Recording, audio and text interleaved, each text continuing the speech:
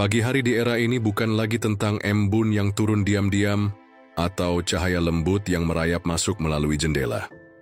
Pagi kita dimulai dengan dering notifikasi, puluhan pesan, berita yang tak berhenti bergulir, media sosial yang memaksa kita untuk langsung terlibat.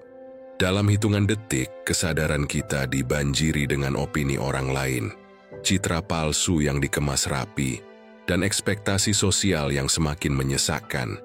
Hidup hari ini bukan hanya tentang menjalani, tapi tentang terlihat menjalani. Kita tidak hanya bekerja, tapi juga harus terlihat produktif.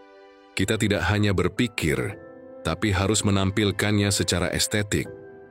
Bahkan, saat kita merasa lelah, kita merasa perlu menjelaskan kepada dunia bahwa kita sedang burn out. Semua harus diberitakan, semua harus dikomentari. Dan dalam kebisingan itulah kita perlahan kehilangan suara kita sendiri. Setiap hari, kita terpapar ratusan bahkan ribuan bentuk informasi yang tidak kita minta. Kita diminta untuk peduli pada semuanya. Politik, tren, opini publik, komentar orang, dan apa kata orang tentang kita. Kita diajarkan bahwa tidak merespons adalah bentuk kelemahan, bahwa diam adalah kekalahan, bahwa jika kita tidak menjelaskan diri, maka kita akan disalahpahami. Dan kita takut disalahpahami, karena kita terlalu bergantung pada penilaian orang lain, maka hidup pun berubah. Dari perjalanan batin yang seharusnya tenang menjadi perlombaan tak terlihat demi eksistensi. Kita lelah bukan karena terlalu banyak yang harus kita lakukan, tapi karena terlalu banyak hal yang harus kita buktikan. Kita tidak sempat bertanya, apa yang penting bagi hidupku? Karena waktu habis untuk membuktikan bahwa kita pantas diperhatikan, pantas dihargai, pantas dianggap benar. Di tengah arus seperti ini, sulit rasanya untuk benar-benar hadir dalam hidup kita sendiri. Kita ada di mana-mana, tapi tidak benar-benar dimanapun. Kita menyapa banyak orang, tapi tak benar-benar dikenal. Kita menampilkan banyak versi diri, tapi tidak pernah merasa utuh. Dunia modern menawarkan koneksi dalam jumlah yang luar biasa, tapi ketenangan jiwa justru semakin langka. Dan di titik itulah, banyak dari kita mulai merasa hampa. Bukan karena tidak punya tujuan, tapi karena tujuan kita dibentuk oleh standar yang kita tidak pernah benar-benar sepakati. Kita mulai merasa bahwa kebahagiaan itu harus divalidasi.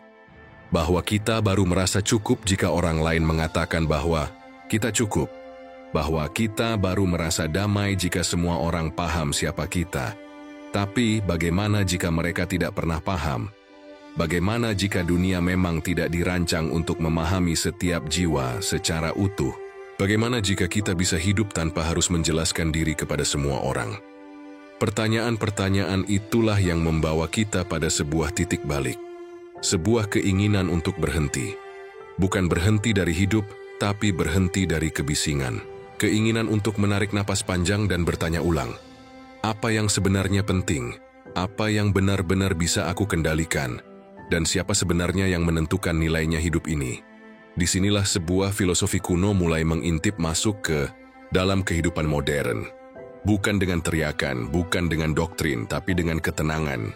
Dengan ajakan untuk diam, untuk berpikir, dan untuk meletakkan kembali pusat hidup ke dalam diri kita sendiri. Filsafat itu bernama Stoikisme. Ia bukan sekadar teori dari masa lampau. Ia adalah cara hidup yang bisa membuat kita tetap berdiri teguh meski diterpa badai.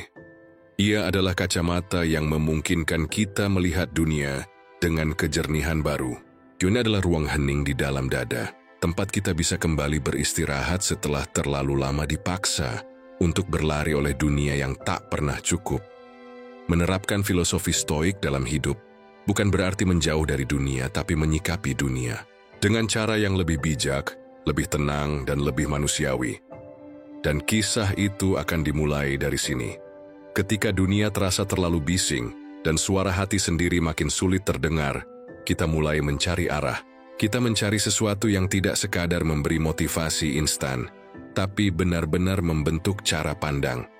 Kita butuh landasan, bukan yang membakar semangat sesaat, lalu hilang di malam hari. tapi sesuatu yang bisa kita pegang dalam sunyi. Di sinilah Stoikisme, sebuah filosofi yang lahir lebih dari 2000 tahun lalu, mulai relevan kembali. Stoikisme bukan sekadar ajaran tua dari zaman Yunani dan Romawi. Ia bukan sekadar pemikiran para filsuf kuno yang duduk di atas batu sambil memandang langit. Ia adalah cara berpikir, cara merasa, cara merespons hidup. Ia lahir dari pengalaman manusia yang sadar bahwa dunia ini tidak bisa dikendalikan sepenuhnya, bahwa kesedihan, kehilangan, ketidakadilan, dan kekacauan adalah bagian dari kenyataan. Tapi bukan berarti kita harus hancur karenanya. Ajaran Stoik muncul di era yang juga tidak mudah.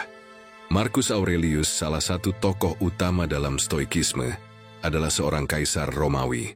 Ia tidak hidup dalam kedamaian. Ia harus memimpin perang, menghadapi pengkhianatan, wabah, dan kerusuhan politik. Tapi di tengah semua itu, ia menulis buku kecil berjudul Meditations.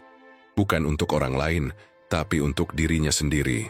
Sebagai pengingat bahwa ketenangan bukan datang dari luar, tapi dari dalam. Epictetus, filsuf Stoik lainnya, bahkan memulai hidupnya sebagai budak. Dia kehilangan kebebasan sejak muda.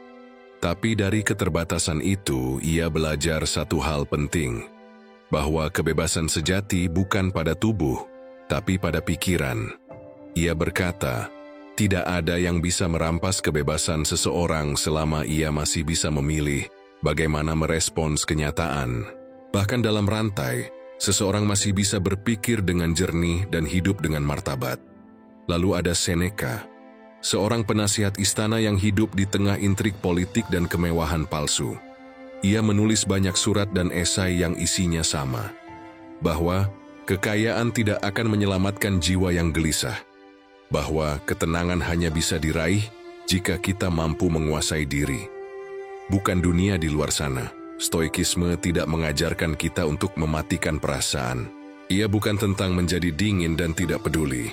Justru sebaliknya, Stoikisme mengajarkan bahwa kita harus merasakan, tapi tidak dikuasai oleh perasaan. Kita boleh sedih, tapi tidak larut. Kita boleh kecewa, tapi tetap bisa melangkah. Kita boleh marah, tapi tidak kehilangan akal sehat. Dan yang terpenting, kita tidak perlu membalas semua luka dengan luka yang sama. Stoik adalah tentang fokus. Fokus pada apa yang bisa kita kendalikan. Pikiran kita, perkataan kita, tindakan kita, dan sisanya kita terima dengan lapang dada. Bukan pasrah tapi ikhlas. Kita berhenti memaksa dunia untuk sesuai dengan keinginan kita. Kita belajar berdamai dengan kenyataan tanpa kehilangan arah. Bayangkan hidup seperti perahu kecil di tengah laut. Kita tidak bisa mengendalikan arah angin, tapi kita bisa mengatur layar. Stoikisme mengajarkan kita untuk tidak menyalahkan angin, tapi belajar mengatur layar dengan bijak, agar kita tetap bisa berlayar, meski cuaca tidak selalu cerah. Di zaman ini, Stoikisme menjadi sangat relevan. Dunia hari ini tidak jauh beda dengan dunia para filsuf Stoik dahulu. Kita juga hidup di tengah ketidakpastian. Kita juga menghadapi tekanan, kehilangan, dan pergolakan emosi setiap hari. Tapi yang membedakan hanyalah cara kita merespons semua itu. Stoikisme menawarkan ketegasan tanpa kekerasan, keberanian tanpa keangkuhan, keikhlasan tanpa kepasrahan buta. Ia tidak menjanjikan hidup yang bebas dari masalah, tapi ia menjanjikan ketenangan di tengah masalah. Dan itulah yang kita butuhkan hari ini. Kita tidak butuh dunia yang sempurna untuk hidup dengan damai. Kita hanya perlu cara berpikir yang lebih kuat, lebih jernih, dan lebih tenang. Stoikisme bukan sekadar filosofi. Ia adalah teman jalan, sebuah cara hidup yang bisa membantu kita untuk tetap berdiri, tetap berpikir jernih, dan tetap menjadi manusia yang utuh di tengah dunia yang seringkali terlalu kacau. Salah satu ajaran paling mendasar dalam filosofi Stoik adalah perbedaan antara apa yang bisa kita kendalikan dan apa yang tidak bisa kita kendalikan. Kedengarannya sederhana, Tapi begitu kita benar-benar mencoba menerapkannya dalam kehidupan sehari-hari, kita akan menyadari betapa dalam dan menantangnya prinsip ini. Coba pikirkan, berapa banyak hal yang membuat kita stres, marah, kecewa, atau hancur secara emosional sebenarnya adalah hal-hal yang berada di luar kendali kita. Komentar orang lain, keputusan atasan, perubahan situasi, perilaku pasangan, sikap orang tua, ucapan teman, ekonomi negara, bahkan cuaca. Kita terlalu banyak mengikat ketenangan kita pada hal-hal yang tidak bisa kita atur. Filsuf Epictetus mengatakan, ada dua hal, hal-hal yang berada dalam kuasamu dan hal-hal yang tidak. Kalimat ini singkat, tapi membentuk fondasi dari seluruh cara berpikir Stoik. Kita tidak bisa mengendalikan peristiwa, tapi kita bisa mengendalikan respon kita. Kita tidak bisa menghentikan orang menilai kita, tapi kita bisa memilih untuk tidak hidup demi penilaian itu. Kita tidak bisa menghindari kehilangan, tapi kita bisa menentukan sikap saat kehilangan datang. Mengapa ini penting? Karena begitu kita menyadari batas antara kendali dan ketidakmampuan, kita mulai memilah. Kita tidak lagi membuang energi untuk hal-hal yang tidak kita pegang.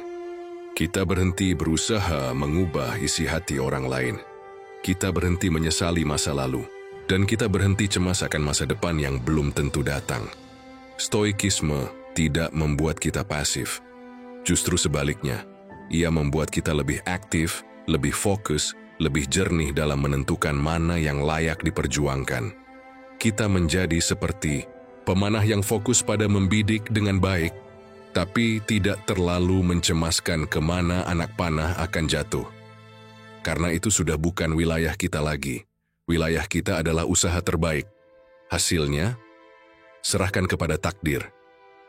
Dalam praktiknya, fokus pada kendali juga mengajarkan kita untuk tidak mudah terpancing. Ketika seseorang menghina, kita belajar bertanya, apakah aku harus marah atau aku hanya terbiasa merespons dengan kemarahan? Kita mulai menyadari bahwa emosi bukanlah sesuatu yang menimpa kita begitu saja, tapi pilihan. Mungkin bukan pilihan langsung, tapi pilihan dari kebiasaan berpikir yang sudah tertanam lama. Dan disinilah Stoik mulai mengubah hidup dari dalam. Sedikit demi sedikit, kita mulai menata ulang dunia batin kita. Ketika sesuatu terjadi, kita tidak lagi panik. Kita tidak lagi sibuk mencari kambing hitam. Kita berhenti menyalahkan dan mulai bertanya, apa bagianku dalam ini? Dan apa yang bisa kulakukan sekarang? Dengan pola pikir seperti ini, kita tumbuh menjadi pribadi yang kokoh. Bukan karena kita tak pernah jatuh, tapi karena kita tahu bagaimana bersikap saat jatuh. Kita tidak lagi hidup dalam ketakutan yang tidak perlu. Kita tidak lagi menyimpan dendam atas hal-hal yang di luar kuasa kita. Dan yang paling penting, kita tidak lagi kehilangan arah. Hanya karena dunia tidak berjalan sesuai harapan. Fokus pada kendali bukan sekadar strategi untuk mengurangi stres. Ia adalah jalan menuju kebebasan batin. Karena saat kita hanya memegang hal-hal yang memang dalam genggaman kita, maka kita tidak akan lagi merasa dikendalikan oleh dunia luar. Kita menjadi lebih jernih dalam berpikir, lebih bijak dalam menanggapi, lunasi wewiseng selama menjalani. Hidup akan tetap menghadirkan tantangan, akan tetap ada orang yang mengecewakan, akan tetap ada situasi yang tidak ideal. Tapi jika kita sudah memahami prinsip ini dengan sungguh-sungguh, maka semua itu tidak lagi menguasai kita. Kita hadir sepenuhnya, menghadapi semuanya, tapi tetap utuh sebagai diri kita. Dan disitulah letak kekuatan Stoik yang sebenarnya. Bukan pada dunia yang berubah, tapi pada diri yang tidak lagi mudah diguncang. Pernahkah kita merasa marah karena seseorang berbicara dengan nada tinggi? Atau sedih karena pesan kita tidak dibalas? Atau malu karena dilihat banyak orang saat berbuat kesalahan? Semua itu terasa seperti reaksi otomatis, seolah-olah kita tidak punya pilihan. Seolah-olah emosi itu muncul begitu saja, dan kita hanya bisa menerimanya. Tapi filosofi Stoik mengajukan pandangan yang berbeda.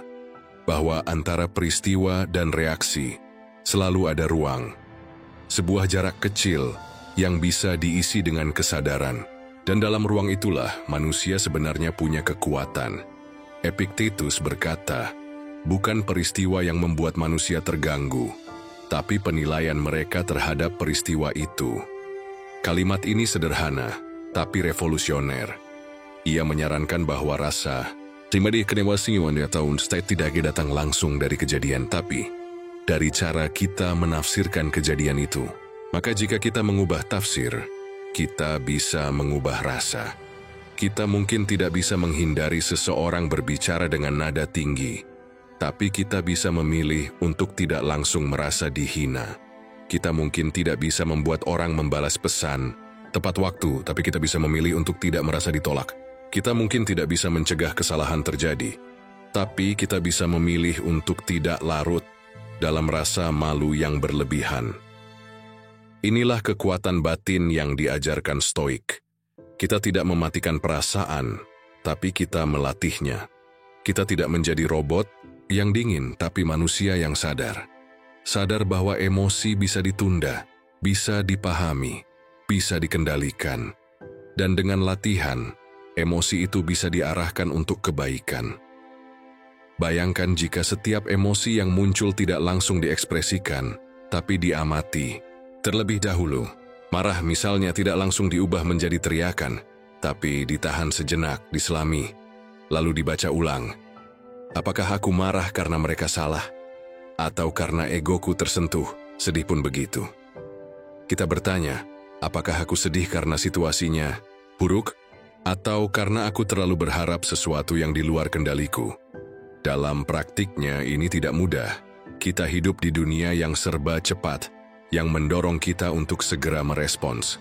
Emosi menjadi instan, respon menjadi spontan, bahkan kebiasaan. Digital kita pun mendorong respons otomatis. Satu komentar buruk langsung dibalas, satu pesan tidak enak langsung dibuat status. Tapi Stoik mengajarkan kita untuk memperlambat, menyisipkan kesadaran di antara stimulus dan reaksi, agar hidup tidak hanya diisi oleh reaksi emosional, tapi oleh pilihan yang sadar. Marcus Aurelius dalam bukunya yang ditulis di tengah perang dan tekanan politik, sering mengingatkan dirinya bahwa emosi bukanlah musuh, tapi sesuatu yang bisa diajak berdialog. Dia mencatat pikirannya sendiri, memproses perasaannya dan bertanya ulang, apakah ini memang penting? Apakah ini layak membuatku marah? Apakah ini pantas membuatku kehilangan kendali? Ia tahu bahwa hidup penuh hal tak terduga. Tapi yang lebih penting dari apa yang terjadi adalah bagaimana ia merespons. Dan itu adalah kekuatan yang selalu bisa dilatih. Tidak harus sempurna, tapi perlahan, terus tumbuh. Filosofi ini membuat kita tidak lagi merasa dikendalikan oleh dunia luar. Kita mulai memegang kendali atas apa yang kita rasakan. Kita tidak membiarkan orang lain menentukan apakah kita bahagia atau tidak. Kita tidak memberikan kuasa kepada situasi untuk menentukan kualitas hidup kita. Dan yang paling penting, kita berhenti mencari kambing hitam atas apa yang kita rasakan. Kita tidak lagi berkata, dia membuatku marah. Tapi kita mulai berkata, aku memilih untuk tidak marah. Karena marah adalah keputusan. Sedih adalah keputusan. Tenang juga adalah keputusan. Dan semakin kita menyadari ini, semakin kita kuat secara batin. Itulah kekuatan Stoik yang sering disalahpahami. Banyak orang mengira bahwa Stoik mengajak manusia menjadi dingin. Padahal Stoik justru mengajak kita menjadi hangat dengan kesadaran. Tidak bereaksi secara membabi buta. Tidak hidup di bawah kendali impuls, tapi hadir sebagai manusia yang memilih. Dan dari pilihan-pilihan kecil itulah, kebebasan sejati mulai tumbuh. Rasa sakit adalah bagian dari kehidupan. Ia datang tanpa diundang, menetap tanpa diminta, dan pergi hanya ketika waktunya tiba. Dalam bentuk kehilangan, penolakan, kegagalan, penyakit, dan pengkhianatan. Rasa sakit muncul dengan wajah yang berbeda-beda. Ia tidak pandang siapa. Bahkan orang paling baik pun tetap bisa terluka, Tapi bukan itu yang menentukan nilai seseorang. Yang membedakan adalah bagaimana ia menyikapi rasa sakit itu. Filosofi Stoik tidak mengajarkan kita untuk menolak rasa sakit, tidak juga mengajak kita untuk mengabaikannya. Stoik justru mengajak kita untuk menatap rasa sakit itu secara jernih, untuk duduk bersamanya, merasakannya, lalu bertanya, apa yang bisa aku pelajari dari ini? Apa bagian dari ini yang bisa aku kendalikan? Dan bagaimana aku bisa tetap menjaga ketenanganku, meski semuanya sedang tidak baik-baik saja? Di titik inilah, Stoik benar-benar terasa manusiawi. Ia tidak memaksa kita untuk kuat setiap saat. Ia hanya mengingatkan bahwa mengeluh tidak mengubah kenyataan. Dan jika kita mengeluh terus-menerus, kita hanya memperpanjang penderitaan. Epictetus, yang hidup sebagai budak, pernah berkata bahwa penderitaan bukan berasal dari apa yang kita alami, tapi dari cara kita menilainya. Jika kita melihat rasa sakit sebagai kutukan, maka kita akan merasa hancur. Tapi jika kita melihatnya sebagai pelatihan, maka kita akan mulai tumbuh. Sama seperti tubuh yang dilatih dengan beban, jiwa pun menguat karena tekanan. Kita tidak bisa menghindari rasa sakit, tapi kita bisa memilih untuk tidak menjadi orang yang pahit karenanya. Kita bisa terluka tanpa membenci, kita bisa kecewa tanpa merendahkan.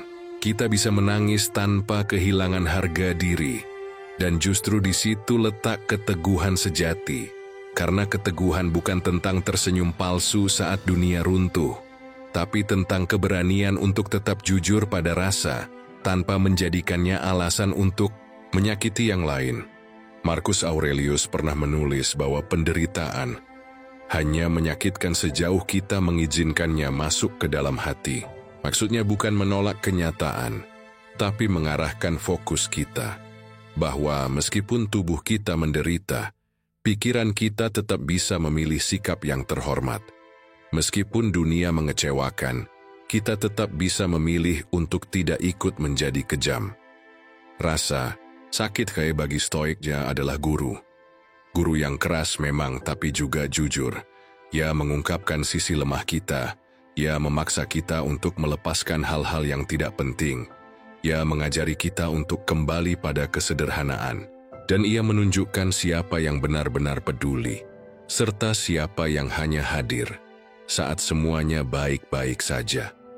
Namun menghadapi rasa sakit bukan berarti menutup diri dari bantuan. Stoik tidak mengajarkan kesombongan dalam penderitaan. Justru sebaliknya, Stoik menghargai komunitas, menghormati kehangatan persahabatan, dan membuka ruang untuk saling menguatkan. Tapi Stoik mengajak kita untuk tidak menggantungkan ketenangan kita pada uluran tangan orang lain. Karena pada akhirnya, yang akan berjalan bersama kita sampai titik terdalam rasa sakit, itu adalah diri kita sendiri. Maka, saat luka datang, kita bisa berkata pada diri sendiri, "Ini berat, tapi aku tidak sendiri. Aku masih punya kendali atas pikiranku, sikapku, dan pilihanku. Untuk tetap menjadi manusia yang utuh. Aku tidak akan membiarkan rasa sakit ini mengubahku menjadi sesuatu yang bukan diriku." Kita tidak bisa memilih apa yang akan terjadi pada kita, tapi kita bisa memilih bagaimana kita menghadapinya. Dan dalam pilihan itulah martabat kita ditentukan. Orang yang mampu diam di tengah luka, bukan karena tidak merasa, tapi karena memahami bahwa mengeluh tidak membawa ketenangan, adalah orang yang sedang membangun kekuatan dari dalam. Kita bisa menangis, tapi tidak perlu putus asa. Kita bisa merasa hancur, tapi tetap punya kehormatan. Kita bisa tersungkur, tapi tidak harus kehilangan arah. Karena rasa sakit bukan akhir, ia hanya bagian dari perjalanan. Dan Stoik bukan jalan untuk menjauh dari rasa sakit. Ia adalah cara untuk melaluinya dengan kepala tegak. Ada satu hal yang dicari banyak orang hari ini, lebih dari sekadar uang, jabatan, atau pengakuan, yaitu ketenangan. Sebuah ruang dalam diri yang tetap teduh, meski dunia sedang terbakar. Sebuah keadaan batin yang tidak terombang-ambing oleh situasi. Dan sayangnya, itulah hal yang paling sulit ditemukan di tengah kehidupan modern yang penuh tekanan dan ketidakpastian. Kita hidup dalam dunia yang tidak pernah benar-benar diam. Ada terlalu banyak hal yang terjadi sekaligus. Berita buruk datang dari segala arah, jadwal padat, masalah bertubi-tubi, tuntutan untuk terus produktif, ekspektasi dari keluarga, lingkungan, dan bahkan dari diri sendiri. Kita merasa harus terus berjalan, meski kaki kita sebenarnya ingin berhenti sejenak. Dan yang lebih rumit lagi, kita merasa bersalah ketika ingin istirahat, seolah tenang adalah kemewahan yang tidak pantas kita miliki. Padahal justru dalam kekacauan, seperti inilah kita paling butuh tenang. Bukan tenang karena semua sudah baik-baik saja, tapi tenang agar kita bisa berpikir jernih dan tahu harus melangkah kemana. Filosofi Stoik mengajarkan bahwa ketenangan bukan datang dari dunia yang sempurna, tapi dari cara kita menyikapi dunia yang tidak pernah sempurna. Kita tidak bisa menunggu semuanya tertata rapi dulu, baru belajar tenang. Kita justru harus belajar tenang saat semuanya kacau. Karena kalau ketenangan hanya muncul ketika tidak ada masalah, itu bukan ketenangan. Itu hanya jeda sebelum badai berikutnya datang. Marcus Aurelius, yang menulis catatan pribadinya sambil memimpin perang dan menghadapi kekacauan internal kekaisaran, adalah contoh nyata dari seseorang yang mampu menjaga ketenangan di tengah badai. Ia tahu bahwa ia tidak bisa mengendalikan situasi di luar, tapi ia juga tahu bahwa tidak ada seorang pun yang bisa menguasai batinnya kecuali dirinya sendiri. Itulah yang menjadikannya tidak hanya sebagai pemimpin yang kuat, tapi juga manusia yang utuh. Bagi para Stoik, ketenangan bukan pasif, tapi posisi aktif yang dipilih secara sadar. Kita memilih untuk tidak panik, kita memilih untuk tidak ikut histeris, kita memilih untuk menunda reaksi, merenungkan, lalu merespons dengan jernih. Kita tidak membiarkan diri kita diseret oleh arus opini, atau dikendalikan oleh drama emosi yang dibuat orang lain. Kita berdiri seperti batu di tengah arus sungai. Diam tapi tidak rapuh. Ketenangan juga bukan berarti tidak peduli. Justru ketenangan muncul karena kita peduli dengan cara yang tepat. Kita peduli terhadap tanggung jawab kita. Kita peduli terhadap orang-orang yang kita cintai. Tapi kita tidak membiarkan semua itu mengikis jati diri kita sendiri. Karena jika kita terus menyerap semua tekanan tanpa menyaring, kita akan habis dari dalam. Dan orang yang habis tidak bisa benar-benar membantu siapapun. Maka ketenangan adalah pondasi, bukan pelarian. Dalam kehidupan sehari-hari, ketenangan Stoik bisa dimulai dari hal kecil, dari cara kita menanggapi berita buruk, dari bagaimana kita memperlambat laju pikiran sebelum berbicara, dari cara kita duduk dengan diri sendiri tanpa merasa harus membuktikan apapun, dari membiarkan beberapa hal lewat tanpa perlu diberi reaksi berlebihan. Kita tidak bisa mengontrol dunia, tapi kita bisa menciptakan ruang tenang di dalam diri kita.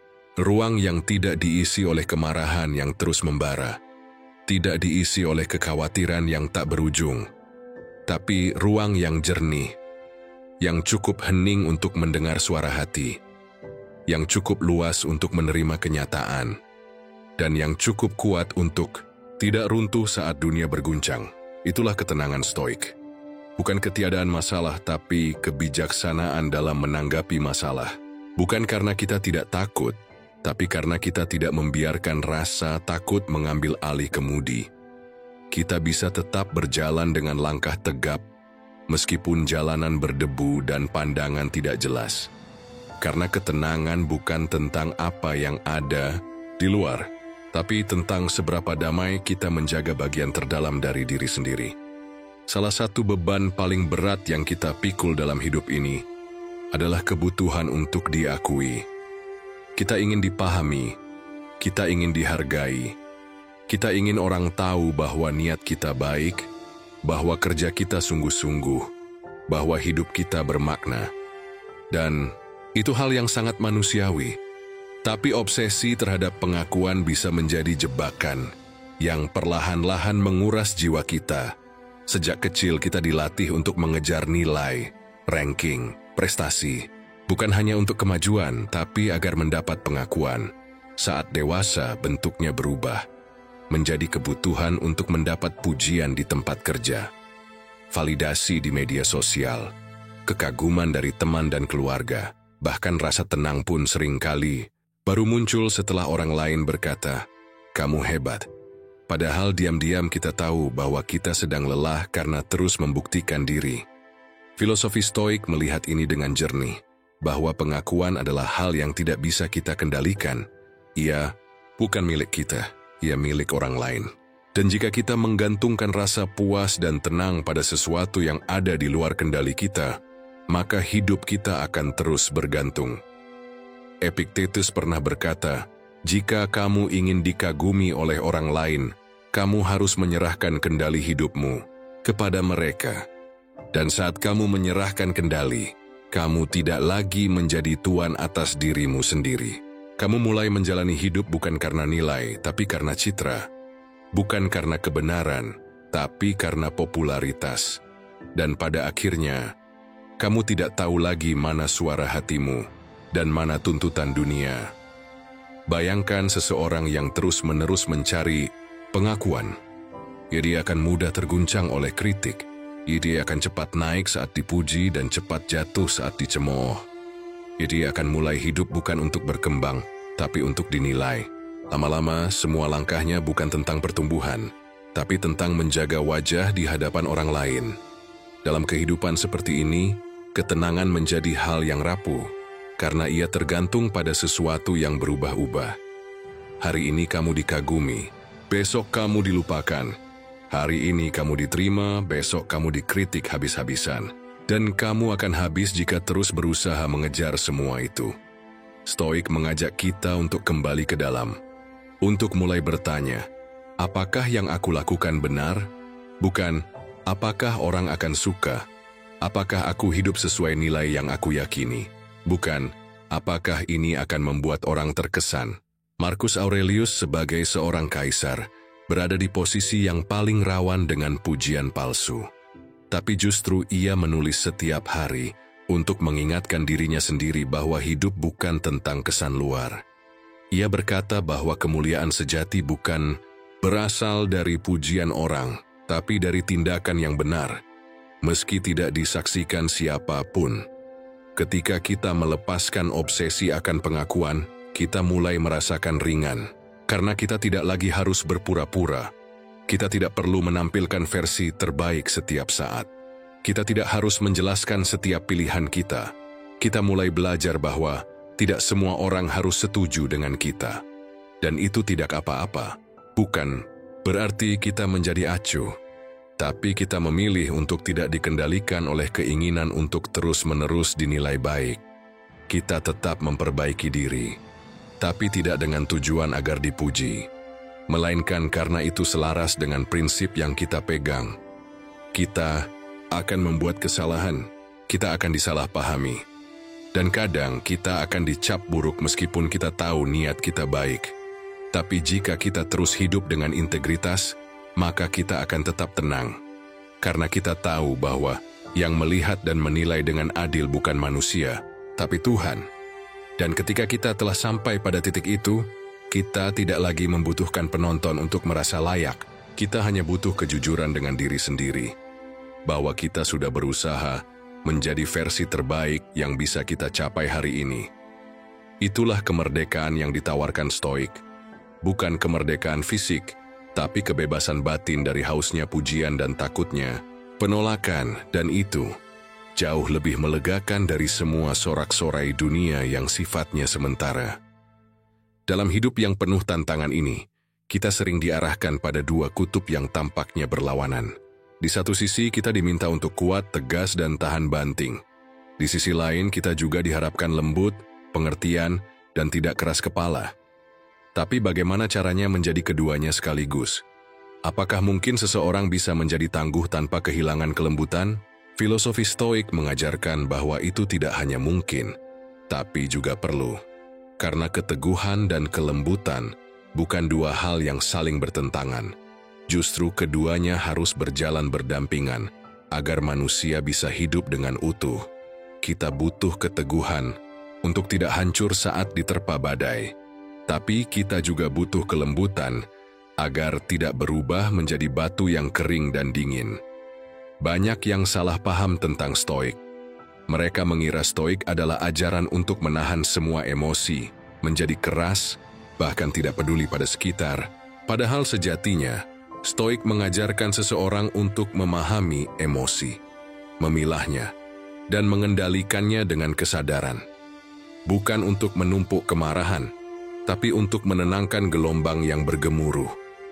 Bukan untuk menolak sedih, tapi agar tidak dikuasai kesedihan. Ketangguhan dalam Stoik bukan soal tidak menangis, tapi soal tidak membiarkan air mata mengaburkan jalan hidup. Bukan tentang menahan diri dari kecewa, tapi tentang mampu berjalan walau hati remuk. Dan bukan tentang menjadi keras terhadap orang lain, tapi tentang tidak membiarkan penderitaan pribadi berubah menjadi senjata yang melukai. Kita hidup di dunia yang mudah salah paham. Kelembutan sering dianggap kelemahan. Ketegasan sering dianggap kekasaran. Padahal manusia yang paling kuat adalah mereka yang bisa menahan kata-katanya ketika marah dan bisa berbicara dengan tenang saat diserang. Manusia seperti itu tidak berteriak, tidak membalas, tapi tetap berdiri teguh pada nilai-nilai yang diyakininya. Marcus Aurelius, dalam posisinya sebagai kaisar, punya kuasa untuk membalas dendam pada siapapun yang menyakitinya. Tapi ia memilih untuk tetap adil, tetap tenang, dan tetap manusiawi. Ia tahu bahwa menjadi penguasa yang kuat bukan berarti harus menjadi penindas yang keras. Justru kekuatan sejati ada pada kendali terhadap diri sendiri, bukan terhadap orang lain. Kita semua akan menemui situasi yang menuntut kita bersikap. Mungkin kita disakiti oleh orang yang kita percaya. Mungkin kita diperlakukan tidak adil di tempat kerja. Mungkin kita menghadapi fitnah yang menyebar di luar kendali. Saat itu, datang Stoik mengajarkan untuk tidak langsung membalas, tapi merenungkan. Apa manfaatnya jika kita membalas dengan amarah? Apakah itu akan menyelesaikan atau hanya memperpanjang luka? Ketangguhan sejati muncul ketika kita bisa tetap berbuat baik, bahkan pada mereka yang tidak memperlakukan kita dengan baik. Dan kelembutan sejati terlihat saat kita tetap mampu memberi ruang bagi orang lain, bahkan saat kita sendiri sedang terluka.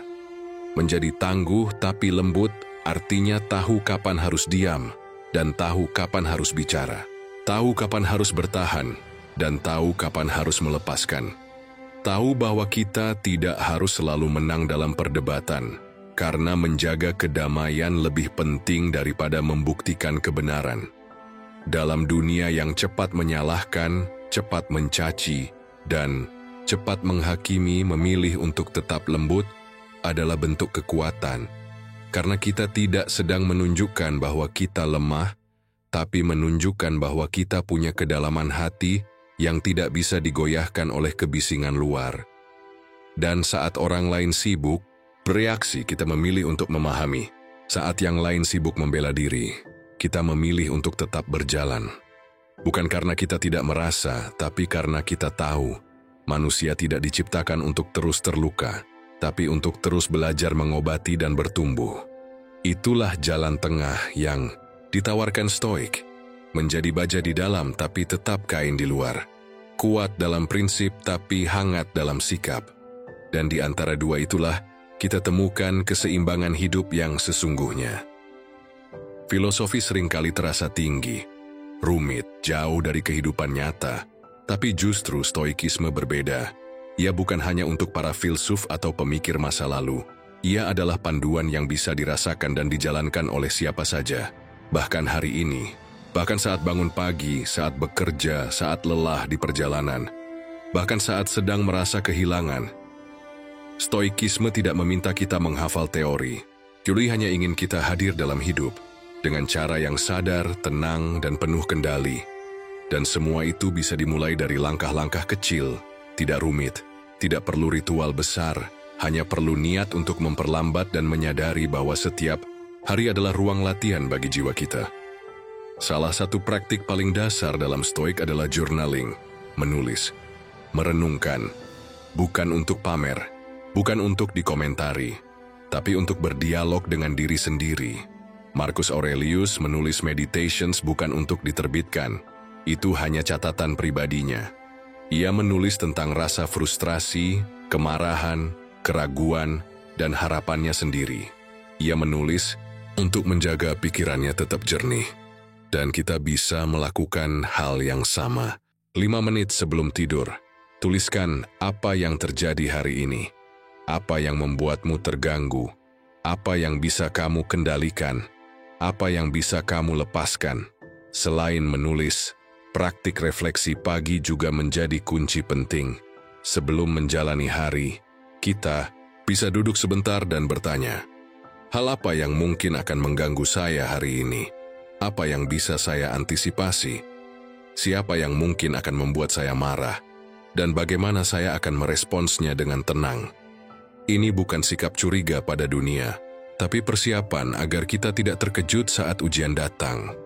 Ada juga praktik yang disebut premeditatio malorum, yaitu membayangkan kemungkinan terburuk, bukan untuk menjadi pesimis, tapi agar kita tidak terlalu rapuh jika hal-hal buruk benar-benar terjadi. Kita bayangkan bagaimana jika kehilangan datang, bagaimana jika rencana gagal, bagaimana jika orang lain mengecewakan. Dan dari sana, kita belajar untuk menerima, untuk tetap tenang, dan untuk tidak memberi kendali pada hal-hal yang berada di luar jangkauan kita. Selain itu, Stoik juga mengajarkan disiplin terhadap emosi. Bukan menekannya, tapi memahami sumbernya.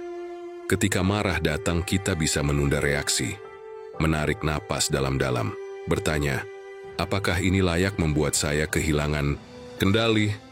Atau ini hanya egoku yang tersinggung? Latihan ini tidak mudah, tapi semakin sering dilakukan, semakin kita terbiasa untuk tidak dikendalikan oleh amarah sesaat. Kita juga bisa melatih stoikisme lewat tindakan harian. Dengan berbicara secukupnya, mendengarkan lebih banyak, tidak ikut dalam gosip, tidak membalas hinaan, dan tidak memamerkan diri. Kita bisa memilih untuk membantu tanpa berharap imbalan, bisa memaafkan tanpa harus diberi penjelasan, dan bisa menerima pujian tanpa harus larut dalam kesombongan. Ketenangan tidak datang dari hal besar, tapi dari kebiasaan-kebiasaan kecil yang dijaga setiap hari. Dari cara kita menyapa orang dengan tulus, dari cara kita memutuskan untuk tidak membalas saat disindir, dari cara kita menyikapi komentar buruk dengan senyum yang tidak sinis tapi tulus dari dalam. Jika setiap hari kita berlatih, maka stoik bukan lagi konsep. Genis barswish menjelma karakter, menjadi bagian dari diri kita. Kita menjadi orang yang tidak mudah meledak, tidak mudah tersinggung, tidak mudah goyah, tapi juga tidak kehilangan empati, tidak kehilangan kemanusiaan. Dan yang paling penting, kita tidak lagi hidup dalam ketakutan akan hal-hal yang tidak bisa kita kontrol. Kita tidak cemas berlebihan. Kita tidak membandingkan diri terus-menerus. Kita tidak menyiksa diri karena penilaian orang lain. Karena kita tahu bahwa yang bisa kita jaga hanyalah tindakan dan niat kita sendiri. Itulah inti dari stoikisme dalam kehidupan sehari-hari. Bukan untuk terlihat kuat di depan orang lain, tapi untuk merasa utuh di dalam diri sendiri. Bukan agar semua orang mengagumi kita, tapi agar kita bisa tidur dengan damai, karena tahu bahwa hari ini sudah kita jalani dengan roda keketiwaan. Pada akhirnya, setiap orang sedang mencari sesuatu. Ada yang mengejar kesuksesan, ada yang mencari cinta, ada pula yang hanya ingin didengar dan dipahami. Tapi di balik semua itu, jika kita jujur pada diri sendiri, kita sebenarnya sedang mencari satu hal yang sama, ketenangan. Kita ingin bisa tidur tanpa beban di kepala. Kita ingin menjalani hari tanpa terus merasa harus membuktikan sesuatu. Kita ingin menjadi kuat, tapi tanpa kehilangan rasa. Kita ingin merasa cukup, bahkan saat dunia tidak memberikan pujian. Itulah mengapa stoikisme terasa begitu relevan hari ini. Bukan karena ia menawarkan jalan pintas menuju bahagia, tapi karena ia memberi arah untuk hidup yang lebih jernih, Stoik tidak mengajak kita untuk menjadi sempurna. Ia hanya mengajak kita untuk sadar bahwa kekacauan di luar tidak harus menciptakan kekacauan di dalam. Bahwa kita tetap bisa berdiri tenang, bahkan saat dunia menghakimi, menyalahkan, dan menguji. Tanpa henti, Stoik bukan tentang menjadi kuat agar dikagumi, tapi menjadi kuat agar tidak mudah pecah ketika semua tidak berjalan sesuai rencana. Ia mengajarkan bahwa harga diri bukan datang dari validasi, tapi dari integritas. Dan kedamaian tidak datang dari kontrol atas orang lain, tapi dari kendali atas diri sendiri. Di tengah dunia yang sibuk, keras, dan tak pernah puas, memilih untuk hidup dengan kesadaran adalah bentuk keberanian. Memilih untuk menunda reaksi, memahami emosi, melepaskan hal-hal yang tidak bisa kita ubah, dan berdamai dengan keadaan adalah kekuatan sejati yang jarang dibicarakan. Karena dunia lebih suka tampilan luar, lebih tertarik pada citra, lebih terobsesi. Jumadaki yang keras, besar, ramai. Tapi Stoik mengingatkan kita akan pentingnya hening, akan pentingnya ruang sunyi dalam diri, tempat kita bisa menepi dan bertanya ulang. Apakah aku hidup karena suara hatiku, atau karena tekanan dari luar yang tak pernah berhenti?